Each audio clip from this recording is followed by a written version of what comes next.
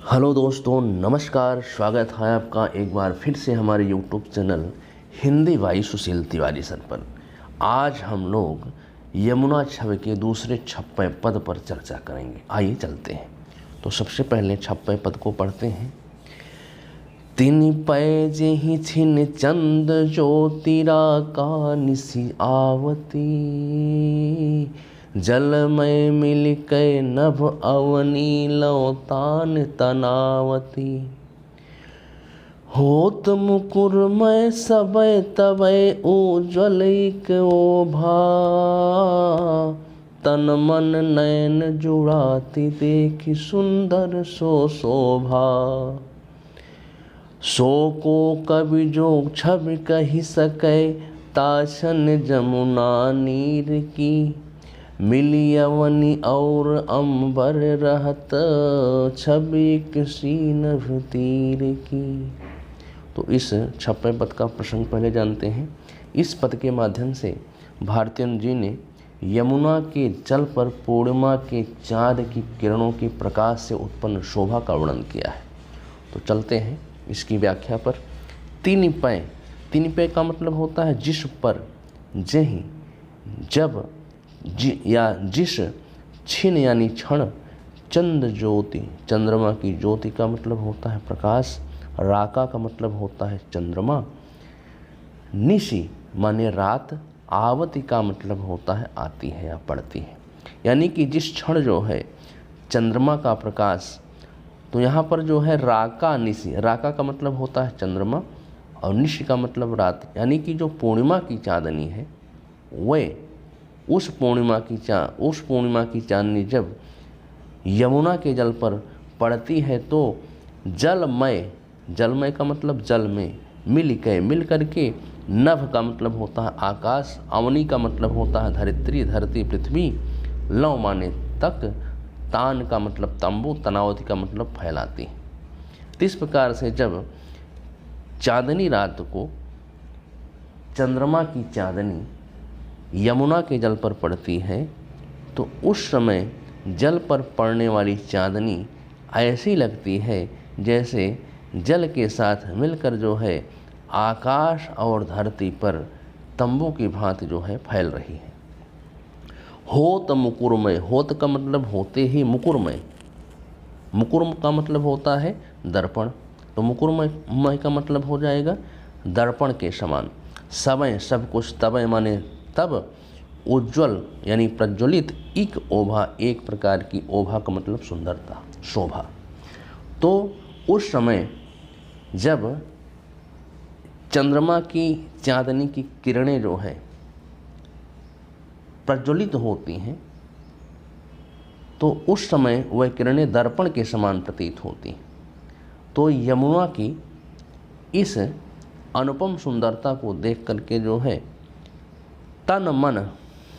तन अर्थात शरीर, मन मतलब आत्मा मन, नयन का मतलब नेत्र, जुड़ात ठंडक प्रदान होती है देख करके, देख का मतलब देख करके, सुंदर शोभा। इस प्रकार की जो सुंदर शोभा है, इस सुंदर शोभा को देख करके तन, मन और आँखों को जो है शीतलता और सुख का अनुभव होता है। सो को कवि, सो को माने कौन, कवि माने कवि, जो छवि, जो इस छवि को, इस सुंदरता को कह सकता। अर्थात ऐसा कोई भी कवि नहीं है जो इस छवि की, इस सुंदरता का बखान अपने कविता के माध्यम से कर सके। ताछन जमुना नीर की, ताछन माने, ता माने उस, छन का मतलब क्षण, जमुना नीर की, नीर का मतलब होता है पानी, जमुना का मतलब जमुना।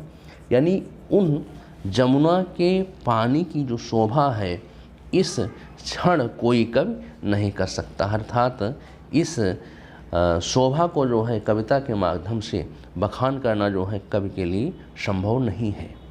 तो मिली अवनी, मिली का मतलब मिल करके, अवनी और अंबर, अंबर का मतलब होता है आकाश और अवनी का मतलब पृथ्वी। यानी पृथ्वी और आकाश मिलकर रहत, जब मिलते हैं, ऐसा लगता है जैसे आकाश और पृथ्वी क्या हो रहे हैं, मिल जा रहे हैं।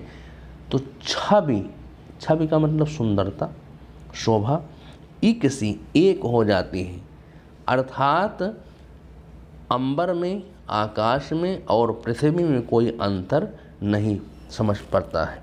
तो इकसी नभ तीर की, नभ माने आकाश, तीर यानी जो यमुना नदी का तीर है, जो किनारा है, उसकी जो शोभा है एक समान हो जाती है। अर्थात यमुना जल की इस सुंदरता का वर्णन अन्यत्र प्राप्त नहीं होता है और ना ही कोई कवि ऐसा वर्णन कर सकता है। इस समय पूर्णिमा की जो चांदनी है वह आकाश और नदी के किनारों की सुंदरता आकाश से नदी तक समान रूप से फैली हुई है। तो इस प्रकार से एक बार फिर से इस व्याख्या को देख लेते हैं। भारतेंद्र जो कहते हैं कि पूर्णिमा की चांदनी जिस क्षण यमुना के जल पर पड़ती है तो उन्हें देख करके ऐसा लगता है मानो किरणें यमुना के जल में मिलकर पृथ्वी से आकाश तक एक तंबू सा तान दे रही हैं, तंबू बना दे रही हैं। उस समय इन किरणों का प्रज्वलित प्रकाश दर्पण के समान प्रतीत होता है।